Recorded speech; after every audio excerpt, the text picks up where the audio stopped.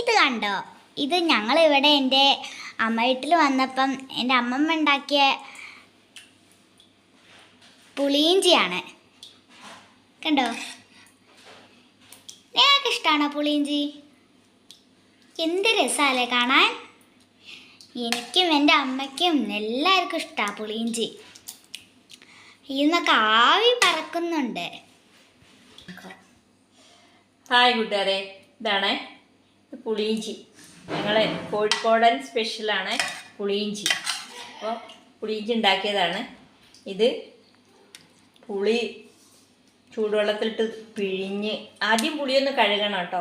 കഴുകിയിട്ട് പിന്നെ ചൂടുവെള്ളത്തിലിട്ട് നല്ലോണം ഒരു 5 മിനിറ്റ് അടച്ച് വയ്ക്കുക. അപ്പോഴേ ആ പുളി ഒന്ന് എല്ലാം സെറ്റാവുള്ളൂ. അത് കഴിഞ്ഞിട്ട് അത് പുളി പിഴിഞ്ഞ് വെച്ചിട്ട് നമ്മൾ ഇഞ്ചി കൊത്തിയരിയും പച്ചമുളക് കറിവേപ്പില എല്ലാം കൂടി എണ്ണയിലിട്ട് നല്ല മൂക്ക വറക്കും. അതായത് ഈ ഇഞ്ചി നന്നായിട്ട് മൂത്ത് ബ്രൗൺ കളറാവണം. അത് കഴിഞ്ഞ് നമ്മളതിലേക്ക് 1 സ്പൂൺ മുളക് പൊടി, 1/2 സ്പൂൺ മഞ്ഞൾപ്പൊടി, 1/2 സ്പൂൺ മല്ലിപ്പൊടി ഇട്ടിട്ട് നന്നായിട്ട് മൂക്ക ബ്രൗൺ കളറാക്കും. അത് കഴിഞ്ഞ് നമ്മൾ ഈ നേരത്തെ പിഴിഞ്ഞ് വെച്ച പുളി അതിലൊഴിക്കും. പിന്നെ ശർക്കര ഇടും കേട്ടോ. ശർക്കര ഇടും. എന്നിട്ട് ഇങ്ങനെ കുറുക്കിയെടുക്കും. ഇത് പിന്നെ കുറുക്കിയെടുത്താൽ കേട്ടോ.